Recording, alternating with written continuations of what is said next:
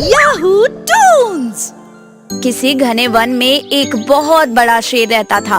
वो रोज शिकार पर निकलता और एक ही नहीं, दो नहीं, कई कई जानवरों का काम तमाम कर देता। जंगल के जानवर डरने लगे कि अगर शेर इसी तरह शिकार करता रहा तो एक दिन ऐसा आएगा कि जंगल में कोई भी जानवर नहीं बचेगा। सारे जंगल में सनसनी फैल गई। शेर को रोकने के लिए कोई न कोई उपाय करना जरूरी था। एक दिन जंगल के सारे जानवर इकट्ठा हुए और इस प्रश्न पर विचार करने लगे। अंत में उन्होंने तय किया कि वे सब शेर के पास जाकर उनसे इस बारे में बात करें। दूसरे दिन जानवरों का एक दल शेर के पास पहुंचा।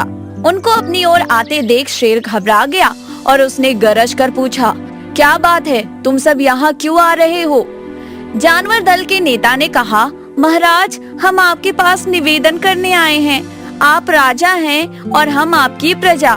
जब आप शिकार करने निकलते हैं तो बहुत जानवर मार डालते हैं। आप सबको खा भी नहीं पाते। इस तरह से हमारी संख्या कम होती जा रही है। अगर ऐसा ही होता रहा तो कुछ ही दिनों में जंगल में आपके सिवाय कोई और नहीं बचेगा। प्रजा के बिना राजा भी कैसे रह सकता है? यदि हम सभी मर जाएंगे तो आप भी राजा नहीं रहेंगे। हम चाहते हैं कि आप सदा हमारे राजा बने रहें। आपसे हमारी विनती है कि आप अपने घर पर ही रहा करें। हम रोज स्वयं आपके खाने के लिए एक जानवर भेज दिया करेंगे।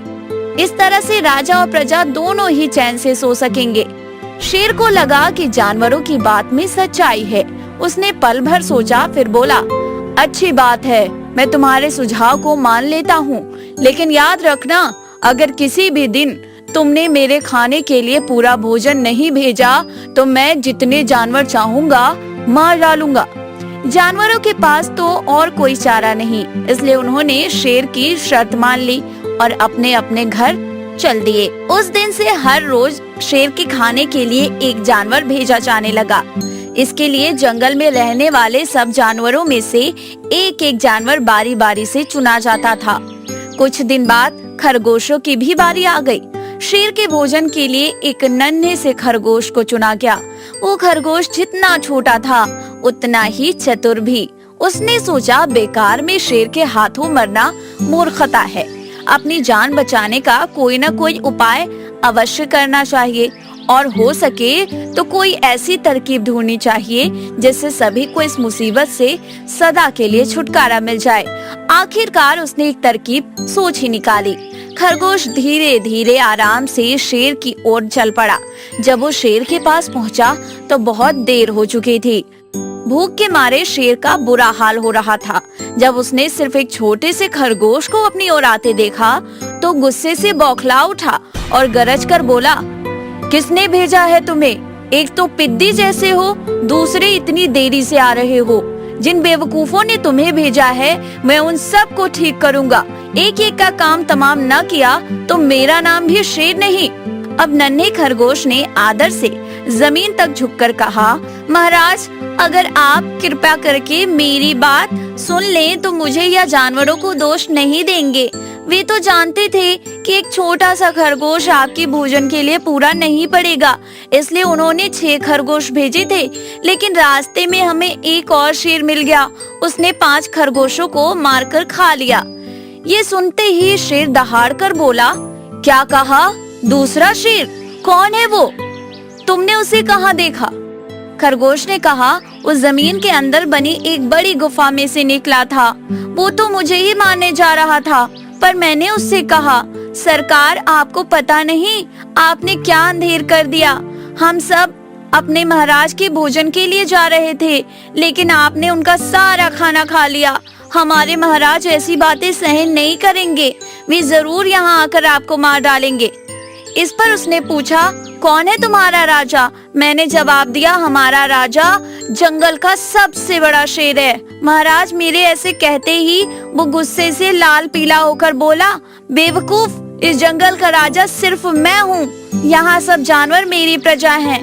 मैं उनके साथ जैसा चाहूँ वैसा कर सकता हूँ। जिस मूर्ख को तुम अपना राजा कहते हो, उस चोर को मेरे सामने हाजिर करो।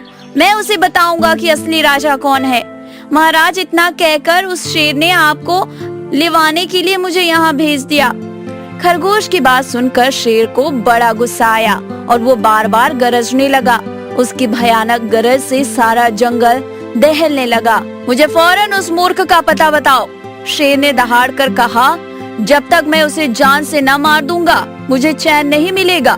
बहुत अच्छा महाराज, खरगोश ने कहा, मौत ही उस दुष्ट की सजा है। अगर मैं और बड़ा मजबूत होता तो मैं खुद ही उसके टुकड़े टुकड़े कर देता। चलो रास्ता दिखाओ, शेर ने कहा। फौरन बताओ किधर चलना है। इधर आइए महाराज, इधर। खरगोश रास्ता दिखाते हुए शेर को एक कुएं के पास ले गया और बोला, महाराज, ये दुष्ट शेर जमीन के नीचे किले में रहता है, जरा सावधान रहिएगा। किले में छुपा दुश्मन खतरनाक होता है। मैं उससे निपट लूंगा, शेर ने कहा। तुम ये बताओ कि वो है कहाँ? पहले जब मैंने उसे देखा था तो वो यहीं बाहर खड़ा था। लगता है आपको आता देखकर वो किले में घुस गया। आइए मैं आपको दिखाता हूँ। खरगोश ने कुएं के नजदीक आकर शेर से अंदर झांकने के लिए कहा। शेर ने कुएं के अंदर झांका तो कुएं के पानी में अपनी परछाई उसे दिखाई दी। परछाई को देखकर शेर जोर से दहाड़ा। कुएं के अंदर से आती हुई अपनी ही दहाड़ने की आवाज सुनकर उसने समझा कि दूसरा शेर भी दहाड़ रहा है। दुश्मन को तुरंत मार डालने के इरादे से वो फौरन कुएं में कूद पड़ा। कूदते ही पहले तो वो कुएं की दीवार से टकराया, फिर धड़ाम से पानी में गिरा और डूबकर मर गया। इस तरह चतुराई से शेर से छुट्टी पाकर नन्हा खरगोश घर लौटा। उसने जंगल के जानवरों को शेर के मारे जाने की कहानी सुनाई। दुश्मन के मारे जाने की खबर से सारे जंगल में खुशी फैल गई। जंगल के सभी जानवर खरगोश की जय जयकार करने लगे।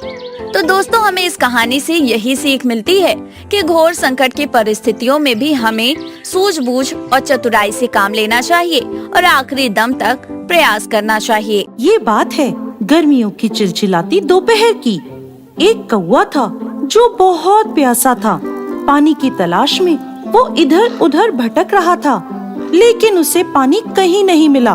पानी की तलाश में वो प्यासा कौवा उड़ता ही जा रहा था। उड़ते उड़ते उसकी प्यास बढ़ती जा रही थी, जिस कारण उसकी हालत खराब होने लगी। अब कौवे को लगने लगा कि उसकी मौत नजदीक है, लेकिन तभी उसकी नजर एक घड़े पर पड़ी। वो तुरंत हिम्मत जुटाकर उस घड़े तक पहुंचा।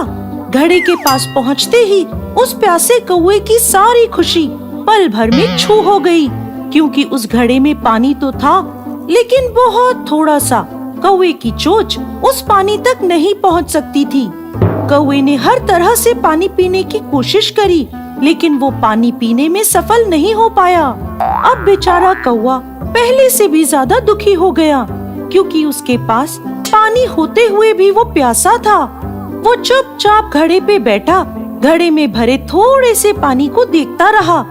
थोड़ी देर में उसकी नजर घड़े के आसपास पड़े कंकड़ों पर पड़ी। कंकड़ों को देखते ही कौवे को एक आइडिया आया। उसने सोचा कि थोड़ी मेहनत करके अगर वो एक एक करके सारे कंकड़ घड़े में डाल दे तो पानी ऊपर आ जाएगा और वो आसानी से पानी पी सकता है। उसने सोचा कि थोड़ी मेहनत तो करनी पड़ेगी, लेकिन मुझे पानी मिल जाएगा।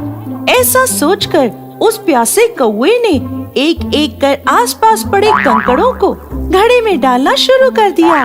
वो कंकड़ों को तब तक घड़े में डालता रहा जब तक पानी ऊपर उसकी चोंच तक नहीं आ गया।